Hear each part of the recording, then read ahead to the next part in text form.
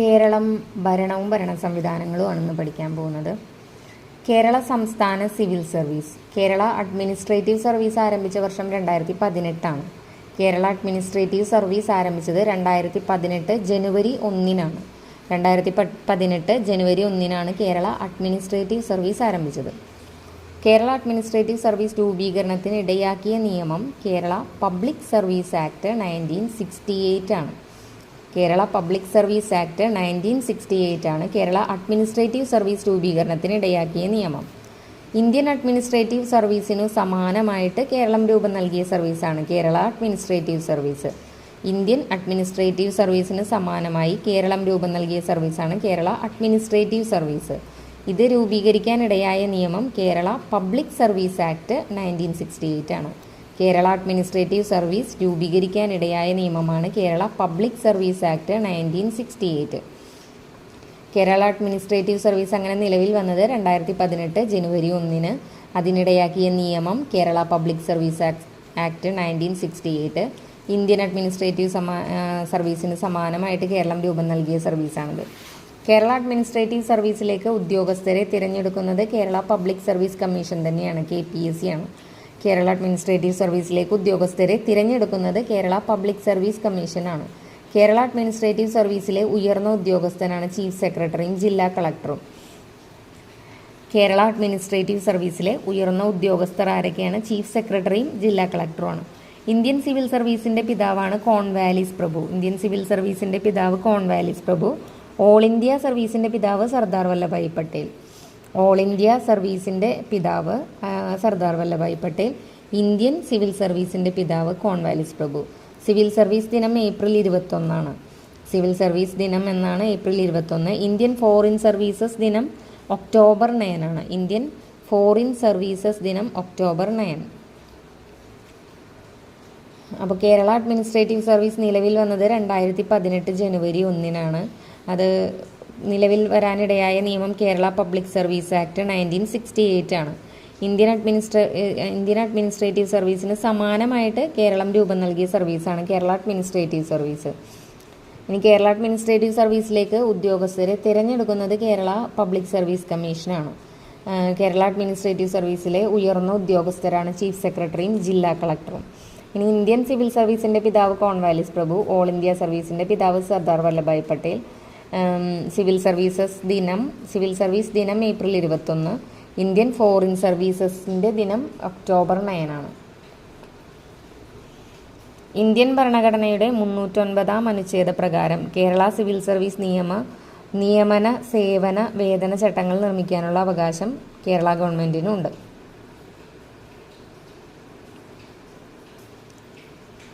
Indian ഭരണഘടനയുടെ 309 അനുച്ഛേദ പ്രകാരം Kerala civil service നിയമന സേവന വേതന ചട്ടങ്ങൾ നിർമ്മിക്കാനുള്ള അവകാശം കേരള ഗവൺമെന്റിനുണ്ട്. അപ്പോൾ റിക്രൂട്ട്മെന്റ് വരുന്ന അനുച്ഛേദമാണ്. ഇന്ത്യൻ ഭരണഘടനയുടെ റിക്രൂട്ട്മെന്റാണ് 309 അനുച്ഛേദത്തിൽ വരുന്നത്. കേരള സിവിൽ സർവീസ് നിയമന സേവന വേതന ചട്ടങ്ങൾ നിർമ്മിക്കാനുള്ള അവകാശം കേരള ഗവൺമെന്റിനുണ്ട്. കേന്ദ്ര സിവിൽ സർവീസും സംസ്ഥാന സിവിൽ സർവീസും ഉണ്ടല്ലോ. അതിൽ കേന്ദ്ര സിവിൽ സർവീസിൽ ഉദ്യോഗസ്ഥരെ റിക്രൂട്ട് ചെയ്യുകയും നിയമിക്കുകയും ചെയ്യുന്നത് കേന്ദ്രതലത്തിലാണ്. സംസ്ഥാന സിവിൽ സർവീസിൽ ഉദ്യോഗസ്ഥരെ റിക്രൂട്ട് ചെയ്യുകയും നിയമിക്കുകയും ചെയ്യുന്നത് സംസ്ഥാന തലത്തിലാണ്. ഇനി റിക്രൂട്ട്മെന്റ് പരീക്ഷ നടത്തുന്നത് UPSC ആണ്, യൂണിയൻ പബ്ലിക് സർവീസ് കമ്മീഷനാണ്. സ്റ്റേറ്റിലാണെങ്കിൽ റിക്രൂട്ട്മെന്റ് പരീക്ഷ നടത്തുന്നത് സ്റ്റേറ്റ് പബ്ലിക് സർവീസ് കമ്മീഷനാണ്. UPSCയിലെ അംഗങ്ങളെ നിയമിക്കുന്നത് ഇന്ത്യൻ രാഷ്ട്രപതിയാണ്. KPSCയിലെ അംഗങ്ങളെ നിയമിക്കുന്നത് ഗവർണറാണ്. UPSCയിലെ അംഗങ്ങളെ നിയമിക്കുന്നത് രാഷ്ട്രപതി. KPSCയിലെ അംഗങ്ങളെ നിയമിക്കുന്നത് ഗവർണറാണ്.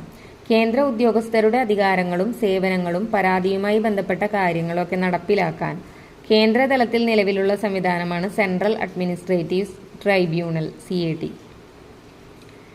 കേന്ദ്ര ഉദ്യോഗസ്ഥരുടെ അധികാരങ്ങളും സേവനങ്ങളും പരാതിയുമായി ബന്ധപ്പെട്ട കാര്യങ്ങൾ നടപ്പിലാക്കാനായിട്ട് കേന്ദ്രതലത്തിൽ നിലവിലുള്ള സംവിധാനം സെൻട്രൽ അഡ്മിനിസ്ട്രേറ്റീവ് ട്രൈബ്യൂണൽ CAT. ഇനി സംസ്ഥാനത്തെ ഉദ്യോഗസ്ഥരുടെ അധികാരങ്ങളും സേവനങ്ങളും പരാതിയുമായി ബന്ധപ്പെട്ട കാര്യങ്ങൾ നടപ്പിലാക്കാൻ സംസ്ഥാനതലത്തിൽ നിലവിലുള്ള സംവിധാനമാണ് സംസ്ഥാന അഡ്മിനിസ്ട്രേറ്റീവ് ട്രൈബ്യൂണൽ SAT. കേന്ദ്രതലത്തിലുള്ളത് സെൻട്രൽ അഡ്മിനിസ്ട്രേറ്റീവ് ട്രൈബ്യൂണലാണ്. ഇങ്ങനെ അധികാരങ്ങൾ, സേവനങ്ങൾ, പരാതി അതുമായിട്ടൊക്കെയുള്ള ബന്ധപ്പെട്ട കാര്യങ്ങൾ നടപ്പിലാക്കാൻ കേന്ദ്രതലത്തിലുള്ളതാണ് സെൻട്രൽ അഡ്മിനിസ്ട്രേറ്റീവ് ട്രൈബ്യൂണൽ CAT. ഇനി സംസ്ഥാന തലത്തിൽ ഇതുപോലെ ഉദ്യോഗസ്ഥരുടെ അധികാരങ്ങൾ, സേവനങ്ങൾ, പരാതികൾ ഇതുമായിട്ടൊക്കെ ബന്ധപ്പെട്ട കാര്യങ്ങൾ നടപ്പിലാക്കാനുള്ള സംവിധാനമാണ് സംസ്ഥാന അഡ്മിനിസ്ട്രേറ്റീവ് ട്രൈബ്യൂണൽ SAT. ഇനി UPSC ചെയർമാൻ്റെയും അംഗങ്ങളുടെയും കാലാവധി 6 വർഷം അല്ലെങ്കിൽ 65 വയസ്സാണ്. UPSC ചെയർമാൻ്റെയും അംഗങ്ങളുടെയും കാലാവധി 6 വർഷം 65 വയസ്സ്. KPSC ചെയർമാൻ്റെയും അംഗങ്ങളുടെയും കാലാവധി 6 വർഷം 62 വയസ്സാണ്. UPSCയെ കുറിച്ച് പരാമർശിക്കുന്ന ഇന്ത്യൻ ഭരണഘടനയുടെ ആർട്ടിക്കിളാണ് 315 to 323.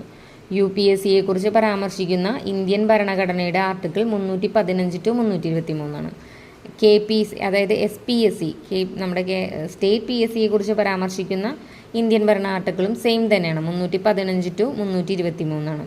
UPSCയും SPSCയും എല്ലാം വരുന്ന ആർട്ടിക്കിൾ എന്ന് പറയുന്നത് 315 മുതൽ 323 വരെയുള്ള ആർട്ടിക്കിളാണ്. അതിൽ UPSC ചെയർമാൻ്റെയും അംഗങ്ങളുടെയും കാലാവധി 6 വർഷം 65 വയസ്സാണ്. KPSCയിലെ ചെയർമാൻ്റെയും അംഗങ്ങളുടെയും കാലാവധി 6 വർഷം 65 വയസ്സ് തന്നെയാണല്ലോ. അല്ല, 5 വർഷം 65 വയസ്സായിട്ടുണ്ട്. അപ്പോൾ ഇത് ആദ്യത്തേതാണോ? ഭേദഗതിക്ക് മുന്നുള്ളതായിരിക്കും. അല്ല. അത് ഇലക്ഷൻ കമ്മീഷനെയാണ്. കുറച്ച് കൺഫ്യൂഷൻ വന്നു പോയതാ. സോറി. UPSC ചെയർമാൻ്റെയും അംഗങ്ങളുടെയും കാലാവധി 6 വർഷം 65 വയസ്സ്. പിന്നെ സ്റ്റേറ്റ് PSCയുടെ ചെയർമാൻ്റെയും അംഗങ്ങളുടെയും കാലാവധി 6 വർഷം 62 വയസ്സാണ്. അപ്പോൾ കേന്ദ്ര സിവിൽ സർവീസിൽ റിക്രൂട്ട് ചെയ്യുന്നത് കേന്ദ്രതലത്തിലാണ്. പരീക്ഷ നടത്തുന്ന UPSC ആണ്. UPSC അംഗങ്ങളെ നിയമിക്കുന്നത് രാഷ്ട്രപതിയാണ്. പിന്നെ കേന്ദ്രത്തിലെ ഉദ്യോഗസ്ഥരുടെ സേവനങ്ങൾ, പരാതികൾ, അധികാരങ്ങളൊക്കെ ബന്ധപ്പെട്ട കാര്യങ്ങളുമായി സംവിധാനം, കേന്ദ്രതലത്തിലുള്ള സംവിധാനമാണ് സെൻട്രൽ അഡ്മിനിസ്ട്രേറ്റീവ് ട്രൈബ്യൂണൽ. പിന്നെ കാലാവധി 6 വർഷം 65 വയസ്സ്. പിന്നെ ഇതിനെക്കുറിച്ച് പരാമർശിക്കുന്ന അനുച്ഛേദം 315 മുതൽ 323 വരെ. സംസ്ഥാന സിവിൽ സർവീസിലാണെങ്കിൽ റിക്രൂട്ട്മെൻറ്റ് സംസ്ഥാന തലത്തിലാണ്. റിക്രൂട്ട്മെൻറ്റ് നടത്തുന്നത് സ്റ്റേറ്റ് PSC ആണ്. PSC അംഗങ്ങളെ നിയമിക്കുന്നത് ഗവർണർ. പിന്നെ സംസ്ഥാനത്തെ ഉദ്യോഗസ്ഥരുടെ അധികാരങ്ങളും സേവനങ്ങളും പരാതികളുമായി ബന്ധപ്പെട്ട കാര്യങ്ങൾ നടപ്പിലാക്കാൻ സംസ്ഥാന തലത്തിൽ നിലവിലുള്ള സംവിധാനമാണ് സംസ്ഥാന അഡ്മിനിസ്ട്രേറ്റീവ് ട്രൈബ്യൂണൽ. ഇനി KPSC ചെയർമാൻ്റെയും അംഗങ്ങളുടെയും കാലാവധി 6 വർഷം 62 വയസ്സ്. ഇനി അത് വരുന്ന അനുച്ഛേദം SPSCയിലെ കുറിച്ച് പരാമർശിക്കുന്ന അനുച്ഛേദം 315 മുതൽ 323 വരെയാണ്. കേരള അഡ്മിനിസ്ട്രേറ്റീവ് സർവീസ് രൂപീകരിക്കാൻ ഇടയാക്കിയ നിയമം ഏതാണ്? കേരള പബ്ലിക് സർവീസ് ആക്ട് 1968 ആണ്. 2018 ജനുവരി 1-നാണ് കേരള അഡ്മിനിസ്ട്രേറ്റീവ് സർവീസ് നിലവിൽ വന്നത്. ഇനി കേരള പബ്ലിക് സർവീസ് ആക്ട് എന്താണെന്ന് നോക്കാം. കേരള സംസ്ഥാനത്തിൻ്റെ പ്രവർത്തനങ്ങളുമായി ബന്ധപ്പെട്ട് പൊതുസേവനങ്ങളിലേക്കും തസ്തികകളിലേക്കും നിയമിക്കപ്പെട്ട വ്യക്തികളുടെ റിക്രൂട്ട്മെൻറ്റും സേവന വ്യവസ്ഥകളും നിയന്ത്രിക്കുന്നതിനുള്ള നിയമമാണ് Kerala public service act. Kerala സംസ്ഥാനത്തിൻ്റെ പ്രവർത്തനങ്ങളുമായി ബന്ധപ്പെട്ടിട്ടുള്ള പൊതുസേവനങ്ങളുണ്ട്, തസ്തികകളുണ്ട്. അപ്പോൾ അതിലേക്കൊക്കെ നിയമിക്കപ്പെട്ട വ്യക്തികളുടെ റിക്രൂട്ട്മെൻറ്റ്, സേവന വ്യവസ്ഥകൾ ഇതൊക്കെ നിയമിക്കുന്നതിനുള്ള നിയമമാണ് കേരള പബ്ലിക് സർവീസ് ആക്ട് 1968. ഇനി കേരള പബ്ലിക് സർവീസ് ആക്ട് നിലവിൽ വന്നത് 1968 സെപ്റ്റംബർ 17-നാണ്. കേരള പബ്ലിക് സർവീസ് ആക്ട് 1968 ആണ് കേരള അഡ്മിനിസ്ട്രേറ്റീവ് സർവീസ് രൂപീകരിക്കാൻ ഇടയാക്കിയ നിയമം എന്ന് പറയുന്നത്. അപ്പോൾ ഇത് നിലവിൽ വന്നത് 1968 സെപ്റ്റംബർ 17-നാണ്. ഇനി സർവീസ് ചട്ടങ്ങളെ നിർമ്മിക്കാനും ഭേദഗതി ചെയ്യാനുമുള്ള നിയമപരമായ അധികാരം കേരള ഗവൺമെൻറ്റിന് നൽകുന്നു എന്ന് പരാമർശിക്കുന്ന സെക്ഷനാണ് സെക്ഷൻ 2(1). സർവീസ് ചട്ടങ്ങളെ നിർമ്മിക്കാനും ഭേദഗതി ചെയ്യാനുമുള്ള നിയമപരമായ അധികാരം കേരള ഗവൺമെൻറ്റിനാണ് നൽകുന്നത്. അത് പരാമർശിക്കുന്ന സെക്ഷൻ 2(1) കേരള പബ്ലിക് സർവീസ് ആക്ടിൽ സർവീസ് ചട്ടങ്ങളെ നിർമ്മിക്കാനും ഭേദഗതി ചെയ്യാനുള്ള അധികാരം കേരള ഗവൺമെൻറ്റിനുണ്ട് എന്ന് പറയുന്നതാണ് സെക്ഷൻ 2(1). ഈ വകുപ്പിന് കീഴിലുള്ള എല്ലാ നിയമങ്ങൾക്കും നിയമസഭയുടെ മുമ്പാകെ ഒരു സെക്ഷനിലോ അല്ലെങ്കിൽ തുടർച്ചയായ 2 സെക്ഷനുകൾ ഉൾപ്പെടുന്ന 14 ദിവസത്തെ മൊത്തം കാലയളവിൽ സ്ഥാപിക്കേണ്ടതാണെന്ന് പരാമർശിക്കുന്നതാണ് 2(2). എന്ന് വെച്ചാൽ ഈ വകുപ്പിൻ്റെ കീഴിലുള്ള എല്ലാ നിയമങ്ങൾക്കും നിയമസഭയുടെ മുമ്പാകെ ഒരു സെക്ഷനിലോ അല്ലെങ്കിൽ തുടർച്ചയായിട്ടുള്ള 2 സെക്ഷനുകൾ ഉൾപ്പെടുന്ന 14 ദിവസത്തെ മൊത്തം കാലയളവിൽ സ്ഥാപിക്കേണ്ടതാണ്. അപ്പോൾ ഒരു സെക്ഷനിലോ അല്ലെങ്കിൽ 2 സെക്ഷനിലോ അല്ലെങ്കിൽ ഈ 14 ദിവസത്തെ കാലയളവിലോ. അപ്പോൾ അത് പരാമർശിക്കുന്ന സെക്ഷനാണ് സെക്ഷൻ 2(2). 2(1) അനുസരിച്ചിട്ട് ഈ അവിടുത്തെ ചട്ടങ്ങളും നിയമങ്ങളൊക്കെ നിർമ്മിക്കാനും ഭേദഗതി ചെയ്യാനുള്ള അധികാരം കേരള ഗവൺമെൻറ്റിനുള്ളതെന്ന് പറയുന്നതാണ് 2(1). 2(2) അനുസരിച്ചിട്ട് എല്ലാ നിയമങ്ങളും നിയമസഭയുടെ മുമ്പാകെ ഈ ഒരു കാലയളവിൽ സ്ഥാപിക്കേണ്ടതെന്ന് പറയില്ല. അപ്പോൾ അതൊരു സെക്ഷനിലോ അല്ലെങ്കിൽ 2 സെക്ഷനിലോ 14 ദിവസത്തെ കാലയളവിലോ സ്ഥാപിക്കേണ്ടതെന്ന് പറയുന്നത് 2(2). ഇനി ഇന്ത്യൻ ഭരണഘടനയുടെ അനുച്ഛേദം 309 റിക്രൂട്ട്മെൻറ്റിനെ പറ്റി പറയുന്നതാണ്. അപ്പോൾ അതനുസരിച്ചിട്ട് നിയമ സേവന വേതന ചട്ടങ്ങൾ നിർമ്മിക്കാനുള്ള അധികാരം കേരള ഗവൺമെൻറ്റിനാണ്. റിക്രൂട്ട്മെൻറ്റ് നടത്താനുള്ള അധികാരം കേരള ഗവൺമെൻറ്റിനാണ്. അപ്പോൾ ഇന്ത്യൻ ഭരണഘടനയുടെ അനുച്ഛേദം 309 പ്രകാരം 1968 സെപ്റ്റംബർ 16 വരെ രൂപീകൃതമായ കേരളത്തിലെ എല്ലാ സർവീസ് നിയമങ്ങളും ഈ ആക്ടിൻ്റെ പരിധിയിൽ വരുന്നതായിട്ട് വ്യവസ്ഥ ചെയ്തിട്ടുള്ള വകുപ്പാണ് വകുപ്പ് 3. അപ്പോൾ 1968 സെപ്റ്റംബർ 17-നാണ് ഇപ്പോൾ കേരള പബ്ലിക് സർവീസ് ആക്ട് നിലവിൽ വരുന്നത്. അപ്പോൾ അതിന് തൊട്ട് മുമ്പ് സെപ്റ്റംബർ 16 വരെ രൂപീകൃതമായ കേരളത്തിലെ എല്ലാ ആക്ടുകളും എല്ലാ സർവീസ് നിയമങ്ങളും ഈ ആക്ടിൻ്റെ തന്നെ പരിധിയിൽ വരുന്നു എന്ന് പറയുന്ന വകുപ്പാണ് വകുപ്പ് 3. അപ്പോൾ 1968 സെപ്റ്റംബർ 17-നാണ് കേരള പബ്ലിക് സർവീസ് ആക്ട് നിലവിൽ വരുന്നത്.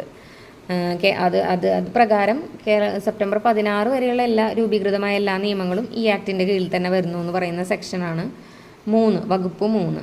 ഇനി സെക്ഷൻ 2(1) പ്രകാരം 2(1) അനുസരിച്ചിട്ട് ഈ സർവീസ് ചട്ടങ്ങളെ നിർമ്മിക്കാനും ഭേദഗതി ചെയ്യാനുള്ള അധികാരം ഗവൺമെൻറ്റിനുണ്ടെന്ന് പറയുന്നതാണ് 2(1). 2(1) അനുസരിച്ചിട്ട് സർവീസ് ചട്ടങ്ങളെ നിർമ്മിക്കാനും ഭേദഗതി ചെയ്യാനും കേരള ഗവൺമെൻറ്റിന് കഴിയുന്നതാണ് 2(1). ഇനി 2(2) എന്ന് വെച്ചാൽ അത് നിയമസഭയിൽ മുമ്പാകെ അവതരിപ്പിക്കുന്നതിൻ്റെ കാലാവധി അതൊരു സെക്ഷനായിട്ടോ 2 സെക്ഷനായിട്ടോ അല്ലെങ്കിൽ 14 ദിവസത്തെ കാലയളവിനുള്ളിലോ ആണ് സമർപ്പിക്കേണ്ടതെന്ന് പറയുന്നതാണ് 2(2) സെക്ഷൻ. ഇനി കേരളത്തിലെ സർവീസ് ചട്ടങ്ങൾ ഏതൊക്കെയാണെന്ന് വെച്ചാൽ ഒന്ന് Kerala state subordinate service rules. Kerala state and subordinate service rule 1958 അതാണ് ആദ്യം രൂപീകരിക്കപ്പെട്ടത്. Kerala state and subordinate service rule 1958 അത് സേവന വേതന വ്യവസ്ഥകൾ സംബന്ധിച്ച ചട്ടങ്ങളാണ് ഇതൊക്കെ. പിന്നെ കേരള സർവീസ് റൂൾസ് അത് 1959 കേരള സർവീസ് റൂൾസ് 1959. പിന്നെ കേരള സിവിൽ സർവീസസ് റൂളുണ്ട്. അതിൽ തരംതിരിക്കലും നിയന്ത്രണവും അപ്പീലും ഒക്കെ വരുന്നതാണ് കേരള സിവിൽ സർവീസസ് റൂൾ. അത് 1960 സെയിം ഇയർ തന്നെ കേരള ഗവൺമെൻറ് സർവൻസിൻ്റെ conduct rules Kerala government servants conduct rules 1960 തന്നെ. അപ്പോൾ കേരള സിവിൽ സർവീസസ് റൂൾസും കേരള ഗവൺമെൻറ് സർവൻസിൻ്റെ കോണ്ടക്ട് റൂൾസും 1960. കേരള സിവിൽ സർവീസിലെ ഉദ്യോഗസ്ഥരുടെ സേവന വ്യവസ്ഥകൾ സംബന്ധിച്ച് രൂപീകരിക്കപ്പെട്ട ചട്ടങ്ങൾ എന്ന് വെച്ചിട്ടുണ്ടെങ്കിൽ ഒന്ന് Kerala state and subordinate service rule 1958 പിന്നെ കേരള സർവീസസ് റൂൾസ് 1959 പിന്നെ കേരള സിവിൽ സർവീസസിൻ്റെ റൂൾസ് തരംതിരിക്കലും വർഗീകരണവും അപ്പീലും ഒക്കെ ആയിട്ട് 1960. കേരള ഗവൺമെൻറ് സർവൻസ് കോണ്ടക്ട് റൂളാണ് 1960. ഇനി കേരള സബോർഡിനേറ്റ് വിഭാഗത്തിൽ ഉൾപ്പെടുന്നത് ഏതാണെന്ന് ചോദിച്ചിട്ടുണ്ട്. അപ്പോൾ ഇതിൽ കൊടുത്തിരിക്കുന്ന ഓപ്ഷൻസിൽ അപ്പോൾ കേരള സബോർഡിനേറ്റ് സർവീസിൽ ഉൾപ്പെടുന്നത് നമുക്ക് എളുപ്പത്തിൽ മനസ്സിലാകാമെന്ന് വെച്ചിട്ടുണ്ടെങ്കിൽ ആ സർവീസിൻ്റെ കൂടെ എല്ലാം സബോർഡിനേറ്റ് സർവീസ് എന്ന് കൊടുത്തിട്ടുണ്ടാവും. അങ്ങനെ കൊടുക്കാത്തതൊക്കെ കേരള സ്റ്റേറ്റ് സർവീസിലാണ് പെടുന്നത്. പിന്നെ 3 എണ്ണം മാത്രം സബോർഡിനേറ്റ് സർവീസിന് കൂടെ കൊടുക്കാത്തതുണ്ട്. അതാണ് കേരള ജുഡീഷ്യൽ മിനിസ്റ്റീരിയൽ സർവീസ്, പിന്നെ കേരള ലാസ്റ്റ് ഗേറ്റ് സർവീസ്, പിന്നെ Kerala state part time contingent service. അപ്പോൾ ഇത് 3 കേരള സബോർഡിനേറ്റ് സർവീസിൽ സബോർഡിനേറ്റിന് കൊടുക്കാതെ വരുന്നത്. അപ്പോൾ ഇതിൽ വരുന്ന options Kerala treasury service, Kerala revenue service, Kerala water transport service, പിന്നെ കേരള ജുഡീഷ്യൽ മിനിസ്റ്റീരിയൽ സർവീസ്. അപ്പോൾ ഇവിടെ കേരള ജുഡീഷ്യൽ മിനിസ്റ്റീരിയൽ സർവീസാണ് കേരള സബോർഡിനേറ്റ് സർവീസിൽ ഉൾപ്പെടുന്നത്. സംസ്ഥാന തലത്തിൽ തിരഞ്ഞെടുക്കപ്പെടുന്നതും സംസ്ഥാന ഗവൺമെൻറ്റിന് കീഴിൽ വരുന്ന വകുപ്പുകളിൽ നിയമിക്കപ്പെടുന്നതുമായ ഉദ്യോഗസ്ഥർ ചേർന്നറിയപ്പെടുന്നതാണ് സംസ്ഥാന സിവിൽ സർവീസ്. അതായത് സംസ്ഥാന തലത്തിലാണ് അവർ തിരഞ്ഞെടുക്കപ്പെടുന്നത്, സംസ്ഥാന ഗവൺമെൻറ്റിൻ്റെ കീഴിലാണ് വരുന്നത്. അങ്ങനെ സംസ്ഥാന ഗവൺമെൻറ്റിൻ്റെ കീഴിൽ വരുന്ന വകുപ്പുകളിലാണ് നിയമിക്കപ്പെടുന്നത്. അവരാണ് സംസ്ഥാന സിവിൽ സർവീസ് എന്ന് പറയുന്നത്. അപ്പോൾ സംസ്ഥാന സിവിൽ സർവീസിലേക്കുള്ള ഉദ്യോഗസ്ഥരെ തിരഞ്ഞെടുക്കുന്നത് സംസ്ഥാന പബ്ലിക് സർവീസ് കമ്മീഷനാണ്. കേരള സംസ്ഥാന സിവിൽ സർവീസിൽ വരുമ്പോൾ സ്റ്റേറ്റ് സർവീസും ഉണ്ട്, സബോർഡിനേറ്റ് സർവീസും ഉണ്ട്. അപ്പോൾ സ്റ്റേറ്റ് സർവീസിൽ ഗസറ്റഡ് പോസ്റ്റുകളാണ് വരുന്നത്. ക്ലാസ് 1 ക്ലാസ് 2 ജീവനക്കാരാണുള്ളത് സ്റ്റേറ്റ് സർവീസിൽ. അവർ ഗസറ്റഡ് പോസ്റ്റാണ്. ക്ലാസ് 1 ക്ലാസ് 2 ജീവനക്കാരാണ്. പിന്നെ വരുന്നത് സബോർഡിനേറ്റ് സർവീസ്. അവിടെ നോൺ ഗസറ്റഡ് പോസ്റ്റാണ്. അതായത് ക്ലാസ് 3 ക്ലാസ് 4 ജീവനക്കാരാണ് വരുന്നത്. അപ്പോൾ കേരള സംസ്ഥാന സിവിൽ സർവീസിൽ സ്റ്റേറ്റും സബോർഡിനേറ്റും സർവീസ് ഉണ്ട്. സ്റ്റേറ്റിലാണെങ്കിൽ ഗസറ്റഡ് ഓഫീസേഴ്സ് ക്ലാസ് 1 ക്ലാസ് 2, സബോർഡിനേറ്റിൽ നോൺ ഗസറ്റഡ് പോസ്റ്റാണ് ക്ലാസ് 3 ക്ലാസ് 4.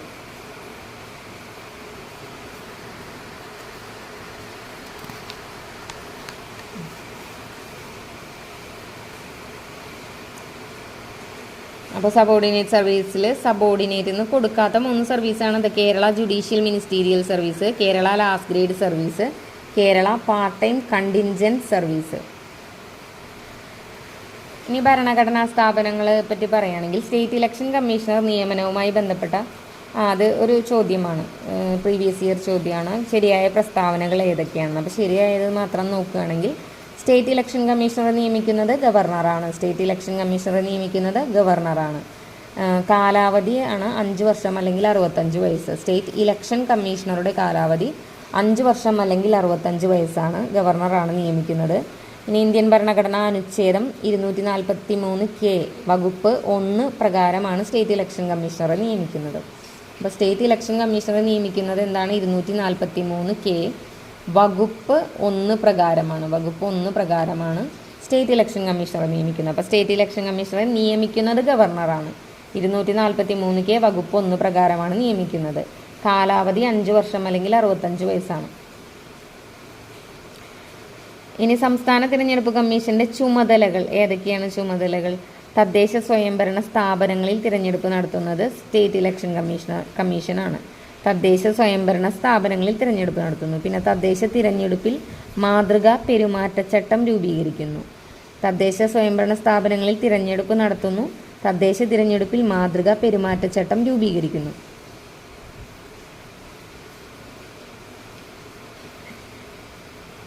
സംസ്ഥാന പാർട്ടികൾക്ക് ചിഹ്നം അനുവദിക്കുക എന്ന് പറഞ്ഞ ഓപ്ഷനിൽ കൊടുത്തിട്ടുണ്ട്. അത് തെറ്റാണ്. സംസ്ഥാന പാർട്ടികൾക്ക് ചിഹ്നം അനുവദിക്കുന്നത് ഇലക്ഷൻ കമ്മീഷനാണ്, അതായത് കേന്ദ്ര ഇലക്ഷൻ കമ്മീഷനാണ്. അതുപോലെ സംസ്ഥാന നിയമനിർമ്മാണ സഭ തിരഞ്ഞെടുപ്പ് നടത്തുന്നതും കേന്ദ്രത്തിൻ്റെ തന്നെയാണ്. ഇനി ഇതിൽ സംസ്ഥാന ഇലക്ഷൻ കമ്മീഷനെ പറ്റി പ്രതിപാദിക്കുന്ന അനുച്ഛേദം ഏതാണെന്ന് വെച്ചിട്ടുണ്ട്. അത് നമുക്കറിയാം, 243K ആണ്. 243K വകുപ്പ് 1 പ്രകാരമാണ് സ്റ്റേറ്റ് ഇലക്ഷൻ കമ്മീഷണറെ നിയമിക്കുന്നത്. ഇനി സ്റ്റേറ്റ് ഇലക്ഷൻ കമ്മീഷൻ നിലവിൽ വന്നത് 1993 ഡിസംബർ 3-നാണ്. സ്റ്റേറ്റ് ഇലക്ഷൻ കമ്മീഷൻ നിലവിൽ വന്നത് 1993 ഡിസംബർ 3-നാണ്. തദ്ദേശ സ്വയംഭരണ സ്ഥാപനങ്ങളിലേക്ക് തിരഞ്ഞെടുപ്പ് നടത്തുന്നത് ഈ സ്റ്റേറ്റ് ഇലക്ഷൻ കമ്മീഷനാണ്. കേരളത്തിലെ മുഖ്യ ഇലക്ഷൻ കമ്മീഷണറാണ് എ ഷാജഹാൻ. 7ാമത്തെ ഇലക്ഷൻ കമ്മീഷണറാണ് എ ഷാജഹാൻ. അപ്പോൾ 1993 ഡിസംബർ 3-നാണ് സ്റ്റേറ്റ് ഇലക്ഷൻ കമ്മീഷൻ നിലവിൽ വന്നത്. ഇന്ത്യൻ ഭരണഘടനയുടെ ആർട്ടിക്കിൾ 243K പ്രകാരമാണ് സ്റ്റേറ്റ് ഇലക്ഷൻ കമ്മീഷൻ സ്ഥാപിതമായത്. 243Kയിലെ വകുപ്പ് 1 പ്രകാരമാണ് സ്റ്റേറ്റ് ഇലക്ഷൻ കമ്മീഷണറെ നിയമിക്കുന്നത്. പഞ്ചായത്ത്, മുനിസിപ്പാലിറ്റി, കോർപ്പറേഷൻ ഇവരുടെയൊക്കെ തിരഞ്ഞെടുപ്പുകൾ നടത്തുന്നതിനുള്ള ചുമതല സ്റ്റേറ്റ് ഇലക്ഷൻ കമ്മീഷനാണ്.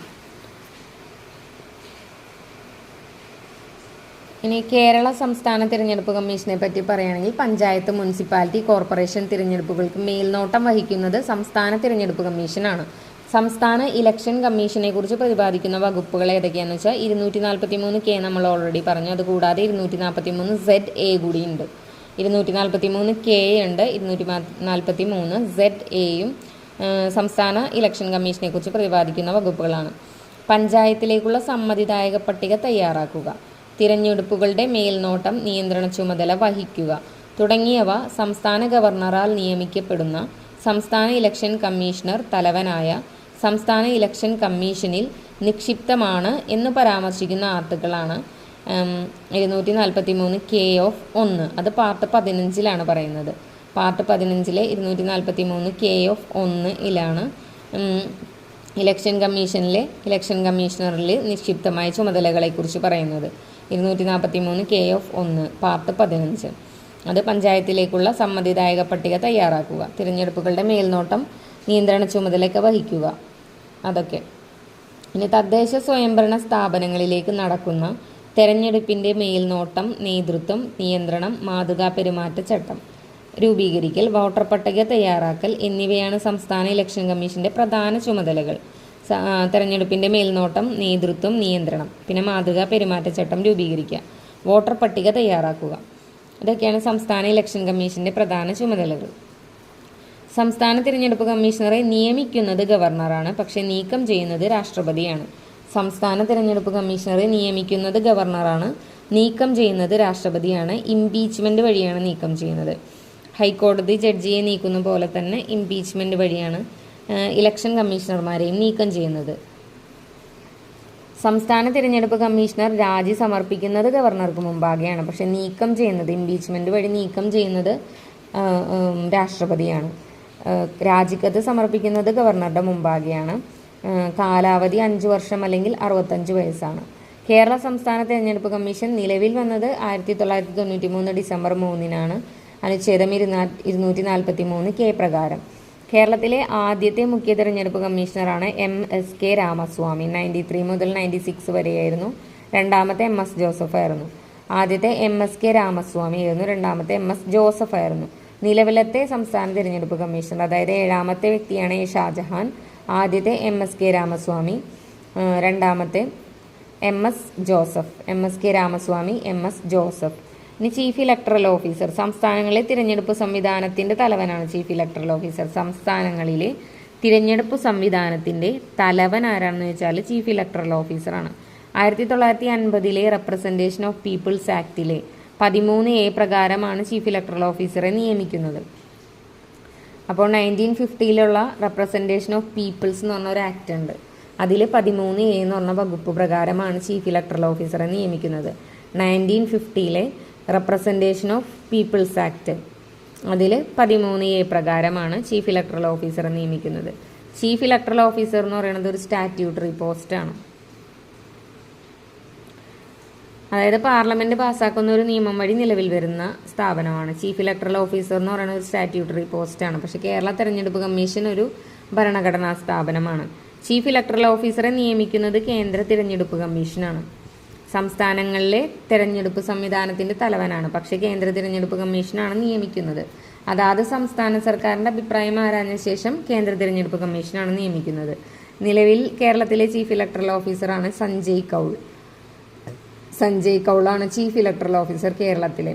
അത് 1950 റെപ്രസെൻറ്റേഷൻ ഓഫ് പീപ്പിൾസ് ആക്ടിൽ 13A എന്ന് പറഞ്ഞ വകുപ്പ് പ്രകാരമാണ് ചീഫ് ഇലക്ടറൽ ഓഫീസറെ നിയമിക്കുന്നത്. അതൊരു സ്റ്റാറ്റ്യൂട്ടറി പോസ്റ്റാണ്. കേന്ദ്ര തിരഞ്ഞെടുപ്പ് കമ്മീഷൻ സംസ്ഥാന സർക്കാരിൻ്റെ അഭിപ്രായം ആരാഞ്ഞ ശേഷമാണ് നിയമിക്കുന്നത്. ഇപ്പോഴത്തെ ചീഫ് ഇലക്ടറൽ ഓഫീസറാണ് സഞ്ജയ് കൗൾ. പഞ്ചായത്തുകളുടെയും മുനിസിപ്പാലിറ്റികളുടെയും അതിർത്തി പുനർനിർണ്ണയിക്കുന്നതിന് എത്ര സീറ്റുകളുണ്ടോ അത്രയും മണ്ഡലങ്ങളോ വാർഡുകളോ ആയി വിഭജിക്കാനുള്ള അധികാരം മുമ്പ് സംസ്ഥാന തിരഞ്ഞെടുപ്പ് കമ്മീഷനിൽ നിക്ഷിപ്തമായിരുന്നു. പഞ്ചായത്തുകളുടെയും മുനിസിപ്പാലിറ്റികളുടെയും അതിർത്തി പുനർനിർണ്ണയിക്കുന്നതിന് എത്ര സീറ്റുകളുണ്ടോ അത്രയും മണ്ഡലങ്ങളോ വാർഡുകളോ ആയി വിഭജിക്കാനുള്ള അധികാരം മുമ്പ് സംസ്ഥാന തിരഞ്ഞെടുപ്പ് കമ്മീഷനിൽ നിക്ഷിപ്തമായിരുന്നു. 2005 കേരള പഞ്ചായത്ത് രാജ് നിയമത്തിലും കേരള മുനിസിപ്പാലിറ്റി നിയമത്തിലും ഭേദഗതി വരുത്തി നിലവിൽ സംസ്ഥാന തിരഞ്ഞെടുപ്പ് കമ്മീഷൻ ചെയർമാനും ഗവൺമെൻറ് സെക്രട്ടറിയുടെ റാങ്കിൽ കുറയാത്ത 4 ഉദ്യോഗസ്ഥർ അംഗമായുള്ള ഒരു ഡീലിമിറ്റേഷൻ കമ്മീഷനാണ് പഞ്ചായത്തുകളുടെയും മുനിസിപ്പാലിറ്റികളുടെയും അതിർത്തി പുനർനിർണ്ണയിക്കുന്നത്. അപ്പോൾ ആദ്യം സ്റ്റേറ്റ് ഇലക്ഷൻ കമ്മീഷനിലായിരുന്നു അത് നിക്ഷിപ്തമായിരുന്നത്. ഇപ്പോൾ സ്റ്റേറ്റ് ഇലക്ഷൻ കമ്മീഷൻ ചെയർമാനും പിന്നെ ഗവൺമെൻറ് സെക്രട്ടറിയുടെ റാങ്കിലുള്ള 4 ഉദ്യോഗസ്ഥർ അംഗമായിട്ടുള്ളൊരു ഡീലിമിറ്റേഷൻ കമ്മീഷനാണ് ഇത് നിർണ്ണയിക്കുന്നത്. PSC ചെയർമാനെയും അംഗങ്ങളെയും നിയമിക്കുന്നത് ഗവർണറാണ്.